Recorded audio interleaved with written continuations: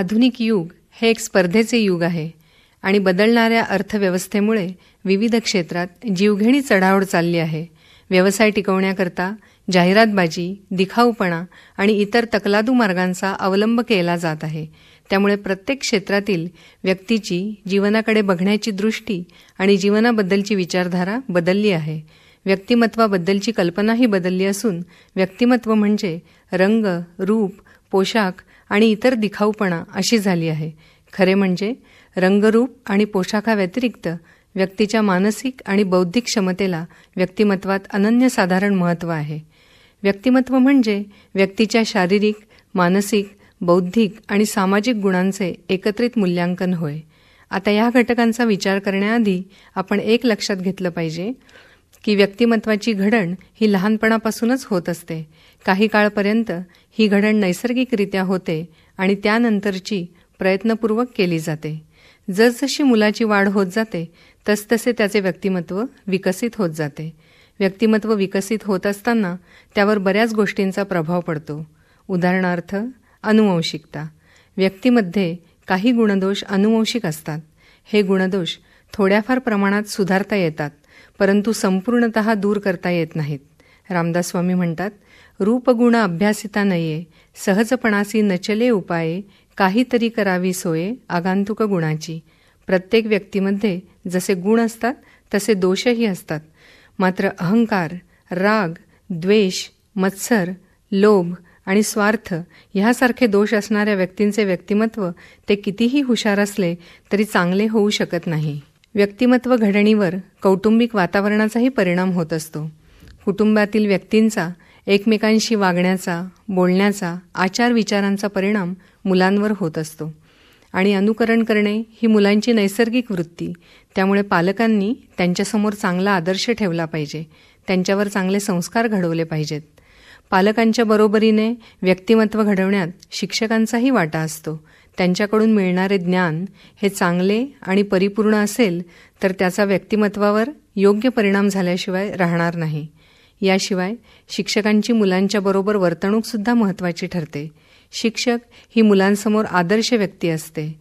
त्यामुळे यद्यदाचरती श्रेष्ठ या उक्तीनुसार चांगला आदर्श ठेवणे ही शिक्षकाची जबाबदारी आहे.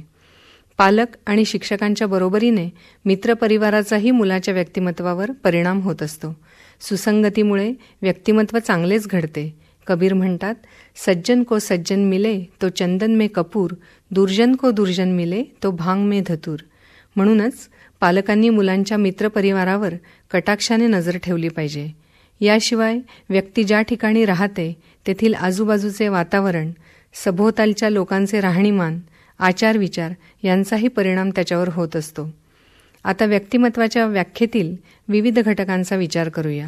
यात सर्वप्रथम बघूया शारीरिक क्षमता. आरोग्य हे व्यक्तिमत्वाचे महत्त्वाचे अंग आहे. चांगलं आरोग्य म्हणजे कोणत्याही प्रसंगी आणि कोणत्याही वातावरणात न थकता दीर्घकाळ काम करण्याची क्षमता. कोणत्याही कर्माचा मुख्य आधार शरीर आहे. ते चांगलं ठेवलं पाहिजे असं गीतेतही सांगितलं आहे. निरोगी शरीरात निरोगी मन राहतं असं म्हणतात. या निरोगी शरीरामुळे मनाची एकाग्रतासुद्धा टिकून राहते. धकाधकीचा मामला कैसा घडे अशक्ताला, नाना युक्ती शक्ताला म्हणून शिकवाव्या. विवेकानंदांनी सुद्धा व्यायामाला, निरोगी शरीराला विशेष महत्त्व दिलं आहे. चांगल्या व्यक्तिमत्वाकरता आत्मविश्वास हाही एक गुण आहे. उत्तम आरोग्य व्यक्तीमध्ये आत्मविश्वास निर्माण तर करतेच, त्याशिवाय चांगल्या शरीरयष्टीमुळे व्यक्तीचे बाह्यस्वरूपसुद्धा खुलून दिसते. समोरच्या व्यक्तीवर त्याचा चांगला प्रभाव पडतो. तेव्हा शारीरिक क्षमतेसाठी नियमित व्यायाम, खेळ, योग्य आहार इत्यादी गोष्टी आवश्यक आहेत. यानंतरचा घटक म्हणजे मानसिक क्षमता. मानसिक क्षमता म्हणजे व्यक्तीच्या मनाची शक्ती. अंतर्मन आणि बाह्य मनाचे संतुलन साधून जे सकारात्मक विचार निर्माण होतात त्याला मानसिक क्षमता म्हणता येईल. प्रत्येक व्यक्तीचे विचार आणि भावना भिन्न स्वरूपाच्या असल्याने प्रत्येकाची मानसिक क्षमताही वेगळी असते. सकारात्मक विचार हा मानसिक क्षमतेतील अतिशय महत्त्वाचा भाग आहे. विवेकानंद म्हणतात की चांगल्या आणि सकारात्मक विचारातूनच कृती निर्माण होते आणि म्हणूनच नेहमी उच्च विचार, उच्च आदर्श डोक्यात आणि रात्रंदिवस डोळ्यासमोर असावेत. त्यातूनच उच्च प्रतीच्या कार्याची निर्मिती होईल. भव्य दिव्य ते घ्यावे, मिळमिळीत अवघेची टाकावे. तेव्हा चांगल्या व्यक्तिमत्वाकरिता सकारात्मक विचार असणे गरजेचे आहे, कारण सकारात्मक विचार असणाऱ्या व्यक्ती आपल्या भावी जीवनात यशस्वी होताना दिसतात. ह्याशिवाय इच्छाशक्ती आणि आत्मविश्वास यांनाही व्यक्तिमत्व विकासात महत्त्वाचे स्थान आहे. He is an atheist who does not believe in himself. आत्मविश्वास आणि प्रबळ इच्छाशक्ती यामुळे कोणत्याही अडचणींना धैर्याने तोंड देण्याची क्षमता निर्माण होते. या क्षमतेच्या जोरावर व्यक्ती अशक्य गोष्टीही शक्य करू शकते.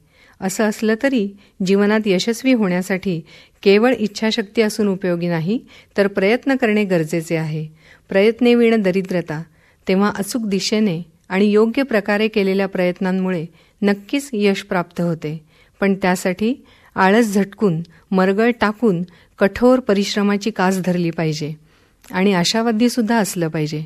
कार्यामध्ये आशावाद असेल तर व्यक्ती प्रयत्नशील राहते आणि प्रयत्नशील व्यक्तींनाच यश मिळते. याशिवाय चिकाटी आणि सहनशीलता हे गुणही अंगी असणं आवश्यक आहे. हे सर्व गुण मानसिक क्षमतेमध्ये येतात. ही मानसिक क्षमता आधुनिक स्पर्धात्मक जगात पुरातनकालीन योगाभ्यासामुळे नक्कीच वाढीस लागते. इतकेच नव्हे तर व्यक्तीच्या सर्वांगीण विकासासाठी लागणारे मनाचे स्थैर्य, एकाग्रता, नवनिर्मिती करण्याची शक्ती आणि बुद्धीची तेजस्विता देखील यातूनच प्राप्त होते. शारीरिक आणि मानसिक क्षमतेबरोबर व्यक्तिमत्वाला बौद्धिक क्षमतेची सुद्धा गरज आहे. गीतेमध्येही सांगितले की यशाच्या मार्गात एकच एक निश्चयात्मक अशी बुद्धी असते. अस्थिर मनोवृत्तीच्या अविवेकी माणसाची बुद्धी ही अनेक फाटे फुटलेली असते. उंच ध्येय आणि त्याकडे नेणारा उन्नतीचा मार्ग निश्चित करणारी ही व्यवसायात्मिका बुद्धी जीवनाच्या सर्वच क्षेत्रात यशस्वी होण्यासाठी आवश्यक असते.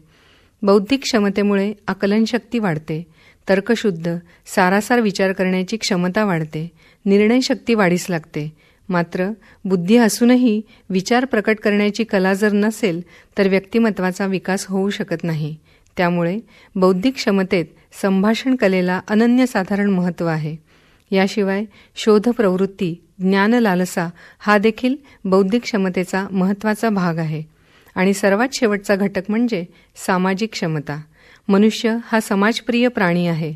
स्वतःचा विकास करीत असताना समाजऋण ओळखून समाजासाठी जर त्याने कार्य केले तर त्याचा वेगळा ठसा उमटतो. त्या व्यक्तीचे व्यक्तिमत्व सर्वांगीण बनते. समाजातील व्यक्तीची प्रतिमा आणि स्थान हे त्याच्या एकूण वागण्यावरून ठरत असते. आदर्श विचार, मदत करण्याची प्रवृत्ती आणि त्याग ह्या गुणांची यासाठी आवश्यकता आहे. तेव्हा आपणच आपला मित्र होऊन वरील सर्व गुणांची प्रयत्नपूर्वक जोपासना केली तर आपल्या व्यक्तिमत्वाचा सर्वांगीण विकास होऊन समाजात आपले व्यक्तिमत्व उठून दिसेल यात शंकाच नाही.